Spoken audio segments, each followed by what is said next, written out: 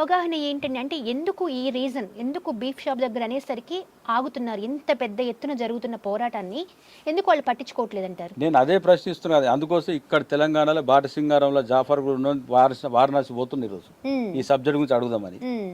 ఇక్కడ ఎవరు బయటికి రావడం లేదు, మాట్లాడడం లేరు. హ్మ్. నాయకులకి జైలు కొడితే మన జై గోమాత ఎలా బతుకుతుంది?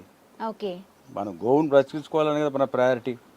దాని మీద పని చేయాలి. హ్మ్. అరే భారతీయ జనతా పార్టీ ఆఫీస్ నాంపల్లి చుట్టూరా బీఫ్ షాపులు అండి. హ్మ్.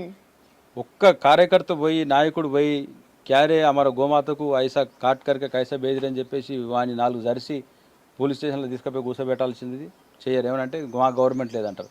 అరే సెంట్రల్లో అమిత్ షా నరేంద్ర మోడీ గారు ఇంత పెద్ద పెద్ద మనుషులు మీ చేతిలో ఉన్నారు. సెంట్రల్ ఫోర్స్ తీసుకొచ్చి మొత్తం 4 తన్ని లోపడేసేసి 4 ఎన్కౌంటర్ చేసి పడేస్తే బీఫ్ షాపులు ఉంటాయా అండి హైదరాబాద్లో? హ్మ్. అరే చేతిలో పవర్ దేవుడు ఇచ్చినప్పుడు పవర్ని యూటిలైజ్ చేసుకోవాల్సింది పోయి ఈ ఓటర్స్ని మభ్యపెట్టే కార్యక్రమాలు చేస్తే ఎట్లా? ఒక సెక్టర్ ఆఫ్ ఓట్స్ మాకు దూరం అయితే ఎట్లాగో ముస్లిమ్స్ మీకు ఓటేయరు. మీకు దేవుడు పవర్ ఇచ్చింది కదా, పవర్ చూపించుకోండి మీరు. మీరు కిషన్ రెడ్డి గారిని అడిగారా? అంటే పర్సనల్‌గా గాని లేకుంటే ఆయన కైండ్ ఆఫ్ అసలు ఆలోచనే లేదు అని చెప్పేసి ఆయన అంత స్పష్టంగా చెప్పినప్పుడు ఎందుకు రీజన్ అన్నది అడగలేదా? చూడండి ఇప్పుడు మేము ఒక నాయకుని దగ్గరికి వెళ్ళి రిప్రజెంటేషన్ ఇచ్చేటువంటి ప్రక్రియలు అన్నీ అయిపోయాయి. హ్మ్. నరేంద్ర మోడీ గారు అపాయింట్మెంట్ అడిగాం, వారు ఇవ్వలేదు. హ్మ్. అమిత్ షా గారిని అపాయింట్మెంట్ అడిగాం, గతంలో ఇవ్వలేదు. మా తిరుమల తిరుపతి దేవస్థానంలో నేను బోర్డు మెంబర్గా పనిచేసినప్పుడు కృష్ణమూర్తి అని చెప్పేసి ఒక అతను 4th time board member continue అవుతున్నాడు, తమిళనాడు అతను. ఓకే. తాను అమిత్ షా గారు నరేంద్ర మోడీ రికమెండ్ చేస్తే 4th time board member continue అవుతున్నాడు. హ్మ్. చంద్రబాబు నాయుడు పీరియడ్ నుంచి still is continue as a board member. దానికి నేను ఎన్నోసార్లు చెప్పా, సార్ మనం ఒక తీర్మానం చేసినాం ఇక్కడ బోర్డులో గోవును జాతీయ ప్రాణి ప్రకటించాలని. ఈ తీర్మానాన్ని మీరు తీసుకెళ్ళి నరేంద్ర మోడీ గారి ముందు, అమిత్ షా ముందు పెట్టండి సార్ అని చెప్తే, మేము బోల్తాం తర్వాత వెయిట్ కర్నా అని చెప్తాడు. హ్మ్. ఇప్పటికీ 4 years అయింది. ఓకే.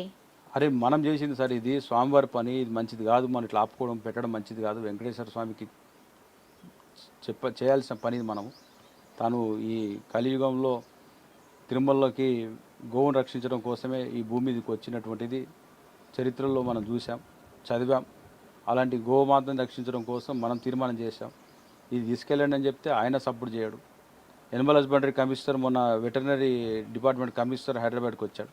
ఓకే. సో మా మా గురువు గారు మన శివరామకృష్ణ గారు మన గో సంజీవన్ ఒక 2nd ఎడిషన్ బుక్ రిలీజ్ చేశారు. హుహు. ఆ బుక్ ఎడిషన్ రిలీజ్ రోజు ఎనిమల్ హస్బెండరీ కమిషనర్ వాళ్ళంతా డిపార్ట్మెంట్ సెంట్రల్ వాళ్ళు వచ్చారు మొత్తం. ఓకే. వెటర్నరీ వచ్చినప్పుడు వారికి మేము అడిగాము, సార్ క్యా है साहब गौमाता को राष्ट्रमाता करने से क्या दिक्कत हो रहा है అని చెప్తే, ये एक बात हमारे को छोड़ दिए, बाकी का दूसरा कुछ प्रश्न है तो मैं आपको जवाब देंगे, इसके बारे में हम लोग नहीं बात कर सकते అని చెప్పారు. ఓహ్! అంటే ఎందుకో ఒక తెలియని కాన్స్పిరసీ, ఆ తెలియని సీక్రెట్ ఏందో తెలియాలని చెప్పేసి ఈరోజు వారణాసి దగ్గరికి వెళ్తున్నాం. హ్మ్.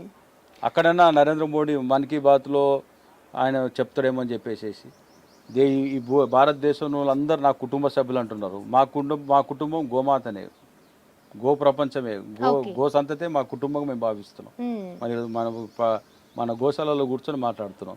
ఇక ఓకే. మాకున్న జీవితం ఏంది? గోవును రక్షించడం కోసం, సంరక్షించడం కోసం, రైతులకి ఉచితంగా గోవులు ఇవ్వడం, గోవుని మంచిగా సాదుకుంటామని చెప్పేసి మాతో అయ్యే వరకు మేము ఇవ్వగలుగుతున్నాం. హ్మ్.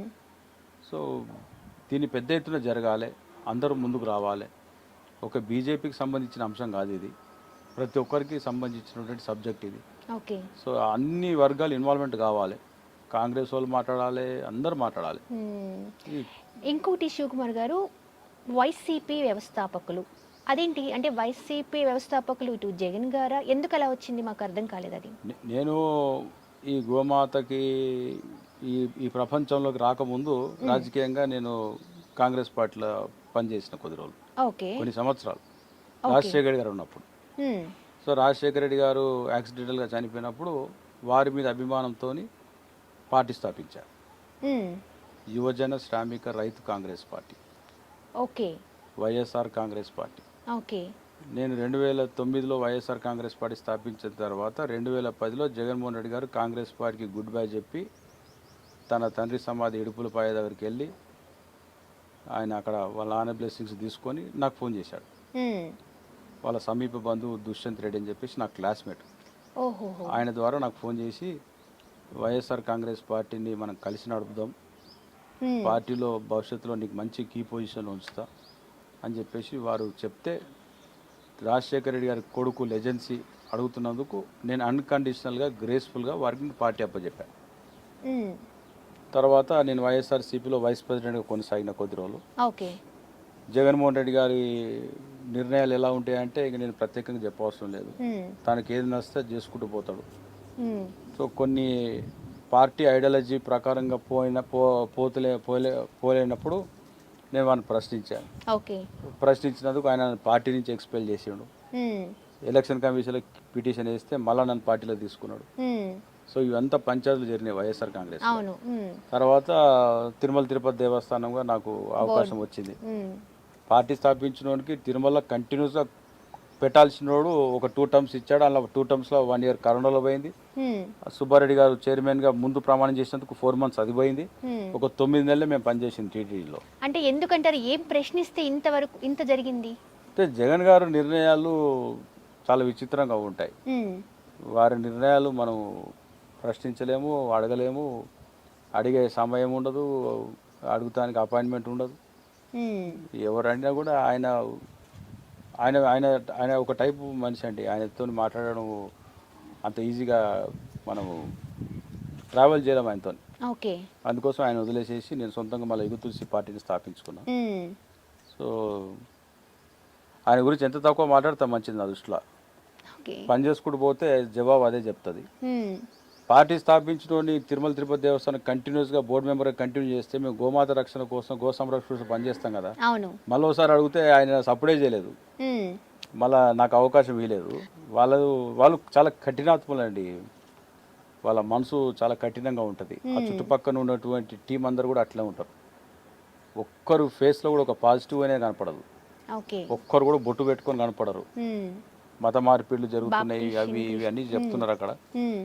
సరే ఆయనకి ఏది నచ్చింది అది చేసుకుంటూ పోతున్నాడు, నాకు నచ్చింది నేను చేసుకుంటూ పోతున్నా. అల్టిమేట్గా నిర్ణయించేది ప్రజలు. ప్రజలకు ఏం నచ్చిందో వాళ్ళు పనిచేసి పెడతారు. సబ్స్క్రైబ్ చేయండి. Please do subscribe to Please like, share and subscribe to top Telugu TV. Top Telugu TV. Top Telugu TV.